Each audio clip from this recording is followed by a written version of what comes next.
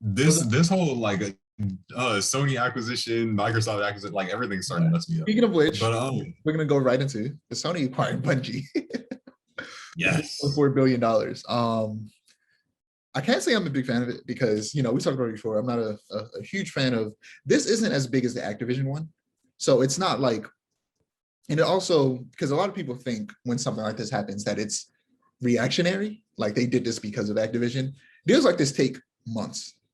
This was like they came out and said it was like 5 to 6 months that this had been. They were planning this way before Activision. The Activision's Xbox deal literally just started, and it's going to take a year before it maybe goes through, which there's a chance it doesn't.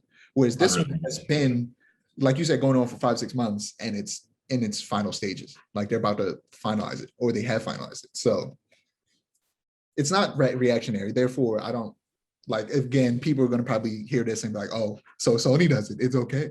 No, they did. They acquired Bungie for $3.4 billion, and they claim that there'll still be a third-party studio, which I think Destiny and any future Destiny games will continue to be third-party, but I don't necessarily believe them when they say that any future franchises that they make are going to be third party. I have a feeling that eventually Bungie is going to make at least one exclusive game for Sony at some point, because again, I don't believe Xbox when they say that Call of Duty will still be third party. Therefore, if that becomes Xbox exclusive, PlayStation is going to need some new first-person shooters. They might bring back, Resistance. What's that game that the people made not Ghost of Tsushima, but Horizon Zero Dawn made, that other shooter, Killzone. Like they might bring back Killzone, but maybe Bungie will bring them another one. But also, they acquired Bungie for their expertise in live service games. So we could be seeing a live service game coming from Sony in the near future, which is interesting. I wonder what type of game it'll be. If they're going to make a live service game. Off top, I would want it to be something like No Man's Sky. I would want some type of big exploration type live service game. That could be cool. Like, honestly, I think a live service Star Wars game, if done right, could be really amazing. It would probably. I just want to see a live service space exploration game, because when you said that, that'd be either that or a pirate game, because I'm obsessed with pirates and I need pirates, and there's not enough pirate games. Like pirates provide really good games and they don't make enough of them. There's like 6 good pirate games total in history. But like was it Assassin's Creed 4? What's that Xbox game? Skull and Bones. No, it's not Skull and Bones. Sea of Thieves. I just got a notification about it. I want Sea of Thieves so bad. It's so good. I get that Xbox one or PC. I'm getting a PC. That's where that's ending. I'm getting a PC and that's how I'll get Sea of Thieves. But yeah, no, I don't know. Bungie are kind of the masters of live service. Like, out of everything I don't like about Destiny, the live service aspect is not it. The live service aspect is one of the coolest things about Destiny, I feel like. And Destiny is a like blueprint to how live service games should go. So I feel like if Sony wants to move into more live service titles, buying Bungie was the smartest idea, because they are the kings of live service right now. Yeah. So apparently there are more acquisitions coming from Sony. And this is where I get a little afraid. I'm like, okay, don't make this a thing where y'all go back and forth with these acquisitions. But if they were to acquire someone, I want it to be Konami. Because I need either remakes of the Metal Gear games, maybe even a new one, but remakes preferably. Because the story, I like the way it ended. If they continue it, I will want them to continue with Raiden.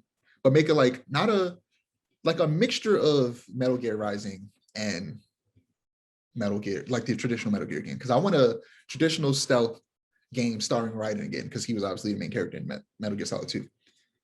But I would say a good comparison would be like Spider-Man Miles Morales, how there's a way for you to do stealth, but also return back to stealth, but also end up getting in that like character action, hack and slash type combat. That's the type of game I would want if they were to continue the serious timeline with Raiden. But I also want like a new Castlevania game that's in the vein of like the Souls games, Dark Souls games, because Dark Souls games kind of just feel like an actual evolution in a lot of ways of Castlevania.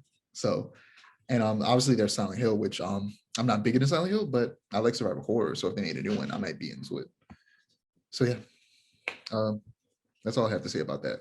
Anything you have to say? Okay, there's a couple studios I wouldn't mind. No, I don't want anybody buying any more studios, but like if they had to buy studios, that just wasn't a thing. I would really want them to buy Ubisoft.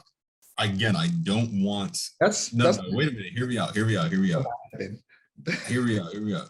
I don't want any You chose exclusive. literally the worst one possible. One, that would be a gigantic acquisition on the scale of Activision that I would hate to happen. And there's no way that's gonna happen. There's no way it's gonna happen, but like I didn't think Activision would happen either. So like there's that. You're But right. now hear That me out. is true. I don't want any exclusive games, but just think about what Ubisoft could do with the live service like expertise of Bungie and with the money and resources that And Sony also has. just the expertise of the Ghost of Tsushima team, who Oh, made Cyberpunk. who essentially made Sucker Punch, who essentially made the Japanese Assassin's Creed before they could.